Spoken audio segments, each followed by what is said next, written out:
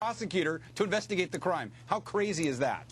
Panel, thank you. Coming up, Yaron Vandersloot told us he sold Nellie Holloway to a man on Aruba Beach. Yaron now denies the story, but does the State Department think Yaron's story should be investigated? We will ask an advisor to Secretary of State Condoleezza Rice.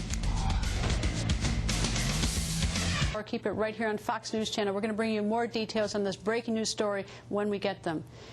Now, Yaron Vandersloot told us on the record they sold Natalie Holloway for $10,000. Now, Vandersloot says he was lying to us and made up the story. Lie or no lie, it is a fact that human trafficking is an international crisis.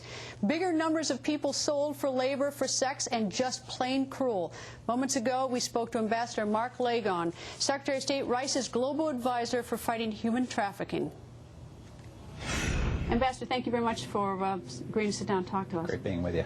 Ambassador, I'm not going to ask you anything about Natalie Holloway case. It's an ongoing investigation that we're working on, and while we've been seeking to prove or disprove what happened to her, one of the things that's come to our attention is the enormity of the problem of human trafficking. And this is your job. It is. I head the Office of the State Department to fight this problem of sex trafficking and forced labor, working with other countries. I was reading some of your materials, and it's astounding. Across borders, over 800,000 people a year or more. Yeah. If you look at trafficking within borders, it's millions, and across borders we think it's at least 800,000 people a year, many of them for sexual exploitation. We think a good 80% of them females who are the victims. Is this a problem, let's say in the last 5 years, it's growing or it's decreasing, or can't you figure that out? I think it's growing, but we certainly are more aware of this problem. Nations around the world are beginning to put in place laws and only starting to effectively prosecute the bad guys and implement those laws. Ambassador, you said it's worldwide? Yeah. Now, obviously, our attention has been focused more in the South America, Caribbean area. We've got a map here. You've given me this map. Tell me, in the sort of Aruba, Venezuela, Caribbean area, what has our State Department determined? Well, in the Caribbean, you see a lot of transit of human trafficking victims, a lot of them for sexual exploitation. In the region of Latin America and the Caribbean, there's been increased focus on children in prostitution, but not enough of people who are adults. And there's a problem in the region, including where there's legal prostitution, for there being a magnet for sex trafficking. Venezuela had for 3 years in a row the lowest ranking in our annual global report on its record in fighting human trafficking until last year, and it moved up to the second lowest category of Tier 2 watch list. Is there any record or history of actual trafficking through Aruba? There is. Aruba,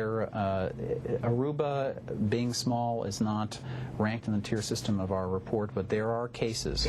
Admittedly, much of the pattern seems to be going to Aruba, but it is quite conceivable that trafficking from Aruba is possible. In Aruba, do you find that have the police been sort of willing to look at the problem? Are they honest, thorough, good, or does our State Department have any problem with the law enforcement in Aruba?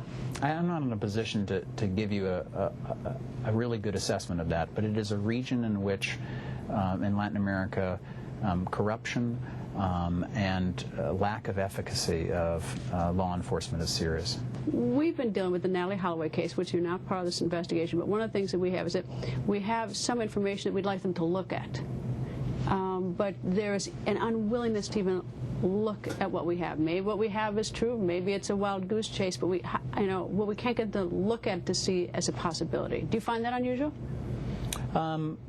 Everyone should be open to the opportunity to look at evidence because the possibility of trafficking in this region is serious. What do these women say? I don't know if you've ever spoken to them or talked to people who have, but who have been the victim of trafficking. You know, everyone says, well, why don't you just walk away? If you're out on the street being a prostitute or whatever, why don't you just walk away? And I mean, I've talked to them, and I know not to the people who've been trafficked, but the extreme coercion. But what do you hear?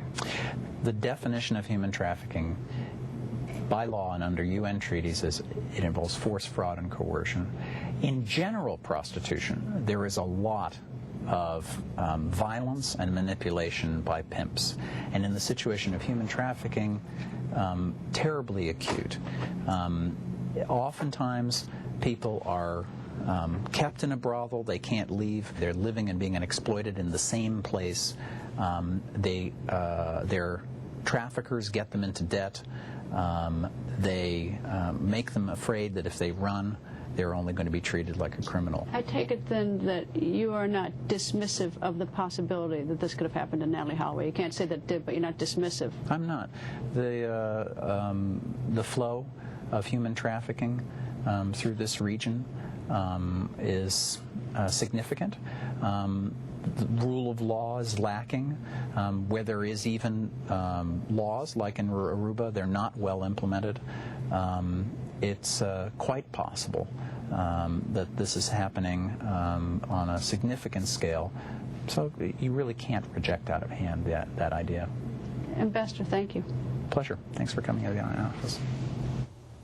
Our entire interview with the ambassador will be posted on Greta Wire tomorrow. And up next, the results of your live vote. Do you think former President Clinton would be a good choice to serve out his wife's Senate term? Go to GretaWire.com and tell us. Vote.